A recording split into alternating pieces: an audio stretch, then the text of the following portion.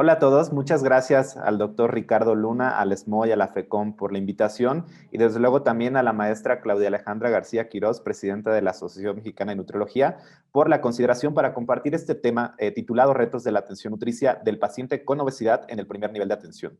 Mi nombre es Héctor Infanzón Dalango, soy nutriólogo y educador en diabetes certificado. Como parte de la agenda de la sesión el día de hoy, hablaremos de tres puntos fundamentales. Daré una breve introducción justo para contextualizarnos y creo que, dadas las circunstancias o el tema del Congreso, es importante recalcarlo. Después pasaremos a realmente cuáles son los retos en la atención del paciente con obesidad en México, en atención primaria, específicamente cuando hablamos de atención nutricia. Y bueno, probablemente este esquema que estamos visualizando ahorita del mapa del sistema de la obesidad pueda ser ya conocido por la... Pero es importante que este sea nuestro punto de partida. Dado que la obesidad se reconoce como una enfermedad, hay que tratarla seriamente y vemos que es el resultado de una red compleja de factores sociales y biológicos y dentro de las cuales en las últimas décadas pues realmente hemos visto que han tenido una injerencia en el aumento de peso de la población, ¿de acuerdo? Desde luego, al centro, si nosotros hiciéramos zoom en este esquema, pues veríamos que el equilibrio energético es el punto pivote, ¿de acuerdo? Pero al equilibrio energético lo va a determinar más de 100 variables, ¿de acuerdo? Dentro de las que eventualmente pues pueden estar presentes las del medio, las de la sociedad, lo psicológico, lo económico, lo que tiene que ver justamente con los alimentos, ¿no? Y que es punto a tratar con esta parte de la atención nutricia, lo de la actividad física, estructuras, todo el ambiente, desde luego lo biológico y lo médico. Y aquí muchas veces puede haber una suma de todos estos factores relevantes y sus interdependencias, y entonces por eso hablamos también muchas veces de una construcción de las obesidades. Y con esto creo que uno de los mensajes es que no todas las obesidades son iguales, ¿de acuerdo? Cada una tiene un factor común. Y creo que esto es uno de los mayores retos. Entonces, justo de lo que yo les hablaré es, pues, cómo podemos evaluar o cómo podemos abordar todo esto desde diferentes contextos. Ahora, hablando específicamente de cuáles son las barreras que pueden estar presentes para que exista realmente un cambio en la atención primaria de la persona que vive con obesidad, pues eventualmente el primer punto es que no que estén haciendo falta más políticas para abordar problemas justamente sistémicos, ¿no? No se trata, y ya lo comentaré más adelante, no se trata nada más del consumo en exceso de alimentos, sino hay otros factores a entender. El poder financiero y también los recursos desproporcionados, la inercia institucional, es decir, si nosotros tenemos al paciente, pues hay que darle ese manejo, no hay que esperarnos a que el paciente esté más complicado. Resistencia personal al cambio y por ahí les tengo unas propuestas de cuáles deben de ser estos cambios de paradigma a lo que normalmente conocíamos como la atención o el manejo del paciente con obesidad. El sesgo cognitivo también, eso es algo que puede estar presente de muchas ideologías que ya teníamos preestablecidas. La fatiga y el desánimo por realmente no tener el potencial de cambio que muchas veces estamos buscando. Desde luego pueden haber un debate muy polarizado y antagónico sobre el tema de la obesidad, ¿no? Hay quienes están a favor, hay quienes están en contra de que es una enfermedad, cómo se debe de tratar, y bueno, no es tema y seguramente habrán otros profesores excelentes que les hablarán de estos. El ambiente obesogénico, que realmente desde hace algunos años se ha reconocido como que realmente tiene un impacto fundamental en los cambios individuales de la salud de la persona. Y desde luego que nuestro sistema de salud está bajo una fuerte presión en múltiples frentes, ¿no? Si hablamos del sistema de salud, pues durante el último año todo estuvo enfocado a COVID y a COVID-19 y ahora pues realmente estamos enfrentándonos a todas las enfermedades crónicas que se dejaron de atender y una de ellas es la obesidad. Y entonces, con esto yo les hago la pregunta, ¿no? ¿Cuál es el principal reto en México? ¿A qué nos enfrentamos? Pues ya con los resultados de la Encuesta Nacional de Salud y Nutrición del 2018, visualizamos que el porcentaje de adultos de 20 años y más con sobrepeso y obesidad es del 75.2, cuando los resultados del 2016 fueron del 72.1 en esta combinación de sobrepeso y obesidad. Y eso habla que 3/4 partes de la población adulta en México tienen un grado, tienen una condición que los puede poner en un riesgo, ¿no? Que sí representa un factor de riesgo para muchas otras comorbilidades. Y entonces, lo que requerimos en atención primaria a la salud, es decir, la atención directa que tiene el paciente cuando acude con un profesional de la salud en este primer contacto, en un centro de salud, pues realmente se requiere desarrollar un plan de comunicación justamente que favorezca un cambio del comportamiento que esté relacionado con el sobrepeso y la obesidad y que como profesionales de la salud recordemos, debemos de hacer práctica basada en evidencia y que tenga un enfoque en que realmente reconozcamos que esta persona que tiene esta condición pues tiene una vida, ¿no? Y realmente a lo largo de esta vida va a requerir de muchas herramientas para poder vivir bien con esta condición y que eventualmente tenga un alcance nacional. Desde luego, autores del Instituto Nacional de Salud Pública, aquí les presento este libro de la obesidad en México, pues resaltan estos 5 puntos que me pareció importante mencionar. Y esto tiene que ver con la atención nutricional, cómo la persona se está alimentando y en qué momento se encuentra. Uno es el impuesto a las bebidas azucaradas, ¿no? Y esto es para promocionar las bebidas saludables, específicamente el agua simple. Dos, es la modificación en el etiquetado de alimentos y bebidas industrializadas, que desde luego es aplaudible todas estas estrategias que han implementado. Tres, la regulación de la venta de alimentos en el entorno escolar o en las campañas educativas. Cuatro, también la regulación de la publicidad de alimentos y bebidas. Y cinco, fomento de la actividad física a través de campañas de promoción, la adecuación de espacios públicos, ¿no? Esto realmente estamos hablando de salud pública, ¿no? En este contexto. Y esto nos ayuda o es un tanto para ir modificando el entorno o este ambiente obesogénico en el que muchos nos podemos llegar a encontrar. Y después también dentro de esto, en cuestión de atención, tenemos la Estrategia Nacional para la Prevención y Control de Sobrepeso, de Obesidad y de Diabetes, en el cual tenemos 3 puntos que se destacan: salud pública, atención médica y regulación sanitaria y la política fiscal. Desde luego trataré de ser muy breve para detallarles unos puntos de estos. Entonces, veamos el primero que habla con respecto a la salud pública, ¿no? Ya les estoy mencionando algunos puntos, pero vemos que realmente, y creo que ya todos sabemos, que ha habido una transición nutricional y hoy en día existe una doble carga de la mala nutrición, ¿no? Tenemos por un lado la desnutrición y por otro el sobrepeso y la obesidad. Y esto, una de las causas que pudiéramos nosotros identificar es que han existido cambios en los patrones de alimentación. Y es que estos patrones de alimentación se han occidentalizado. ¿Eso qué quiere decir? Que realmente ha habido un incremento en el consumo de alimentos ricos en azúcares añadidos, en grasas saturadas, en sodio, que realmente pueden ser nutrimentos críticos si se consumen en exceso. Desde luego, esto también va de la mano con la oferta de alimentos, de qué calidad tenemos estos alimentos. La actividad física, que también los espacios o justo que un gran porcentaje de la población de México sea sedentaria también, eso es importante tomarlo en cuenta.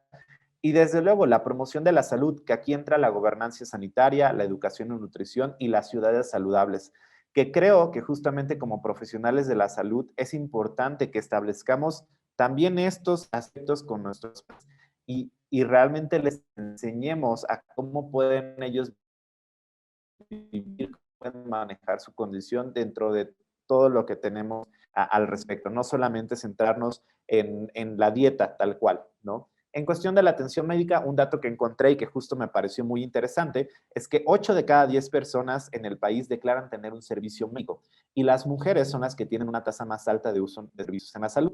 Pero hay en la atención médica del paciente con obesidad, ¿qué nos encontramos?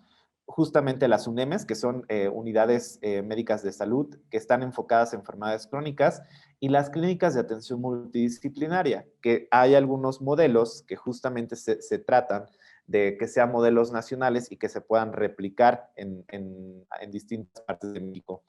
Pero actualmente, cuando se habla de manejo de obesidad, muchas veces lo que pensamos es que eventualmente está el médico, ¿no? Es quien está participando, pero también tiene que participar el profesional de la nutrición, el activador físico y desde luego el de salud mental. Y eso es lo que está demostrado, eso es de lo que hay evidencia, de que realmente este equipo de salud es el que debe de participar en el manejo de la persona con obesidad. Y ninguna medida por sí sola va a ser suficiente para solucionar todo el problema, ¿no? Eh, que al fin y al cabo también es una emergencia sanitaria en México, la cuestión de obesidad y de sobrepeso, sino es indispensable que haya bajo un conjunto. Entonces, desde luego, eso también es un reto, ¿no? Específicamente hablando desde mi postura, pues que el nutriólogo tenga las competencias adecuadas para participar en el manejo de la obesidad y que se haga de equipos multidisciplinarios, ¿no? De los profesionales que acabo de mencionar. Cuestión a los modelos de atención a nivel nacional, pues destaco tres principalmente. El Centro de Atención Integral del Paciente con Diabetes del Instituto Nacional de Ciencias Médicas y Nutrición Salvador Subirán, del cual tengo el gusto de participar. La Clínica de Obesidad y Trastorno de Conducta Alimentaria del mismo instituto. Y el Centro Especializado en el Manejo de la Diabetes Iztapalapa de los Servicios de Salud de la Ciudad de México, los cuales realmente han demostrado y están generando evidencia que estos modelos de atención multidisciplinaria tienen un impacto en el manejo de la condición y en la mejora de la calidad de vida de los pacientes que tienen obesidad o que tienen alguna comorbilidad, en este caso diabetes tipo 2, ¿no? Pero entonces hay que aprender algo de eso, ¿no? Entonces, justo, pues bien, es importante que reconozcamos la participación de la sociedad civil, ¿no? En esta cuestión también como de promoción a la salud, o realmente de difusión de información basada en evidencia, pues desde luego aplaudo todo este esfuerzo del Congreso de la Sociedad Mexicana de Obesidad. También hablo como parte vocero y coordinador de comunicación y difusión de la Asociación Mexicana de Nutriología, en la cual tenemos estas capacitaciones, esta educación médica continua a los profesionales de la nutrición y a los profesionales de la salud.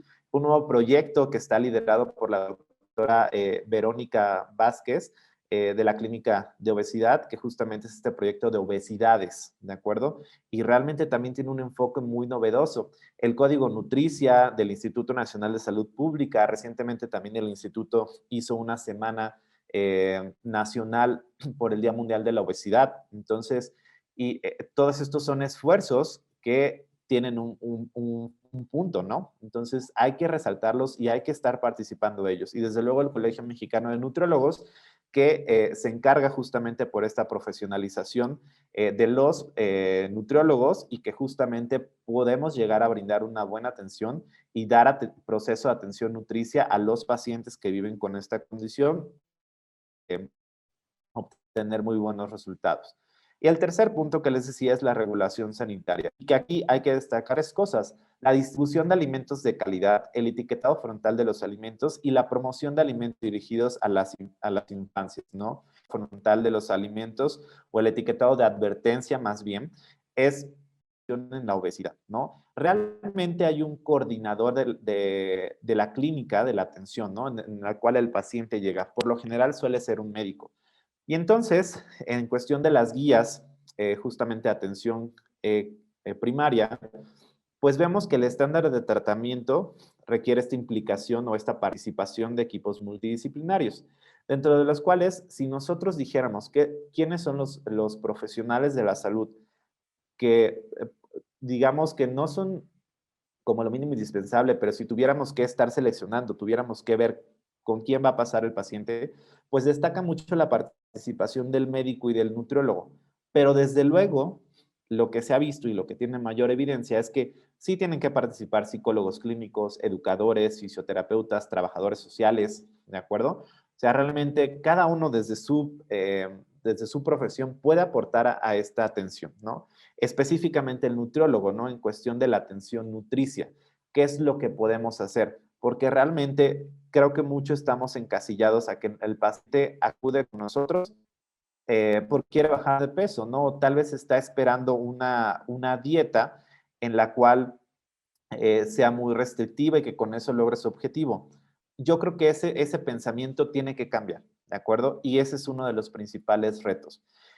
Ahora, hablándoles del algoritmo de la atención clínica del paciente con obesidad, pues vemos La fase 1, que es realizar esta exploración física y justamente dependiendo de este índice de masa corporal, pues ayudar al paciente a entrar en esta negociación para reforzar conductas positivas o informar sobre los tratamientos y tener estudios complementarios que sean indispensables.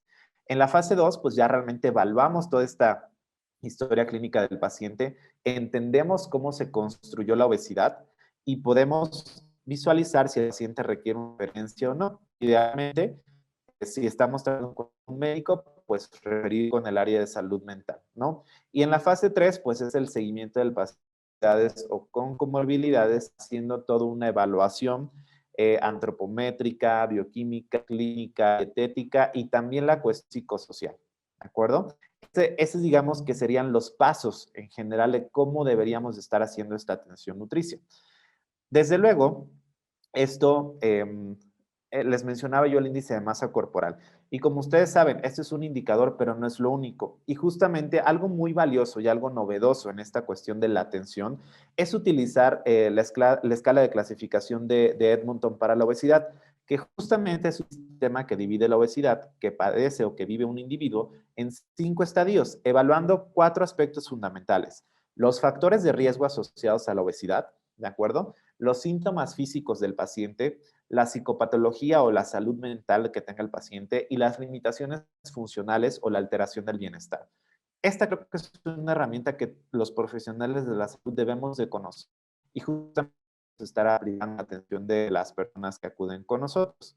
Y un punto fundamental, si nosotros vamos a empezar a trabajar, ya estamos trabajando con pacientes que viven con esta condición, hay que cambiar el enfoque. Y un enfoque muy oportuno es el enfoque de las 5 A's, ¿de acuerdo? En el cual, como dicen aquí cada uno de las A's, ask, assess, advise, agree y assist, hay que, uno, pedir permiso al paciente para hablar sobre su peso y explorar la preparación en la que está el paciente. Dos, tenemos que evaluar cuáles son los riesgos y cuáles son estas causas de la obesidad que encontramos más puntuales en asesorar sobre los riesgos de la salud y las diferentes opciones del tratamiento. Tres, estar de acuerdo, nunca imponer un tratamiento al paciente, sino más bien empezar a hacer estos objetivos de cambio de comportamiento en cuestión de alimentación, etcétera, y ayudar justamente a que el paciente pueda acceder a estos recursos y a los proveedores de salud adecuados, ¿de acuerdo? Entonces, creo que es un modelo que debemos de conocer y que también debemos implementar. Y llegué al punto que les mencionaba, este cambio de paradigma en la atención nutricia. Más allá de estar visualizando qué patrón de alimentación o qué restricción energética o cómo hacer el cálculo de energía en el paciente que vive con esta condición, que si bien es importante, pero no es lo único, debemos de considerar estos 3 puntos que ustedes están viendo en la pantalla. Uno, realmente debemos de promover un enfoque holístico del peso y de la salud que se centre en los comportamientos saludables. No solamente es alimentación saludable, sino que es el paciente cómo se va a mantener físicamente activo, a resolver los problemas del día a día, cómo va a tomar actitudes positivas, ¿de acuerdo? Hay algunos otros comportamientos que lo van a llevar a que tenga un bienestar, a que tenga calidad de vida. Dos, abordar las causas fundamentales del aumento del peso. No todo tiene que estar relacionado con los alimentos, ¿de acuerdo? Y desde luego, evitar estigmatización del paciente, ¿de acuerdo? No decir paciente obeso, paciente gordo, son palabras que ya debemos quitar completamente de nuestro vocabulario y realmente hablarle con respeto al paciente. Ya veíamos, o sea, tenemos que estar incluso pidiendo permiso al paciente para hablar de estos temas, ¿de acuerdo? Y también evitar el uso de narrativas demasiado simplistas como coma menos y muévase más y con eso se va a solucionar el problema. Yo creo que esto ya no lo podemos seguir haciendo, ¿de acuerdo?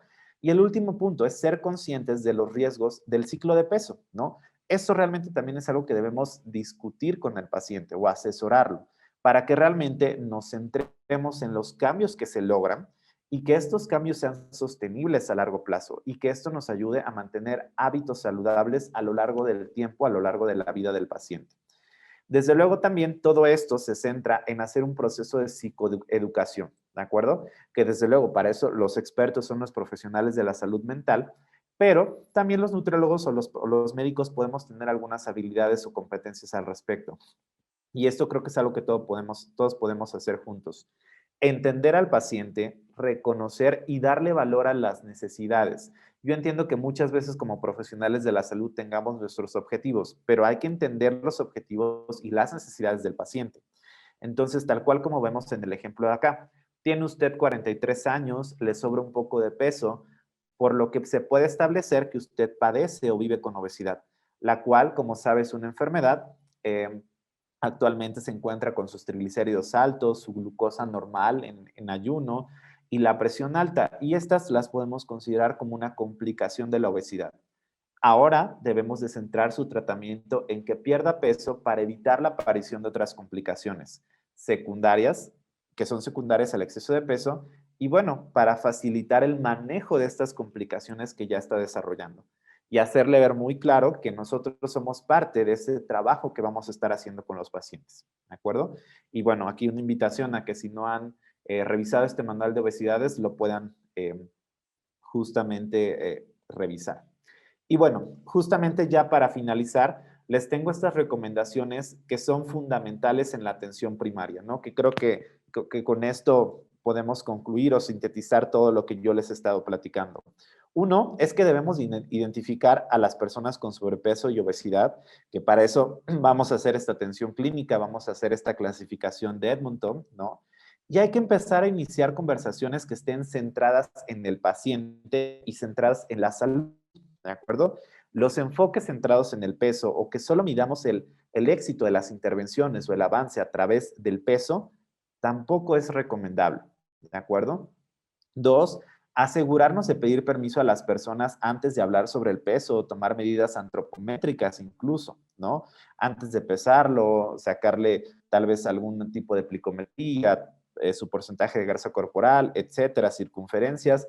Hay que pedirle permiso al paciente, ¿de acuerdo? Y para eso tenemos esta herramienta del modelo de las o del enfoque de las 5 A's, ¿de acuerdo? Utilizar intervenciones para aumentar la alfabetización sanitaria o en salud en el conocimiento, pero también en las habilidades de las personas que vayan a tener en el manejo de su peso.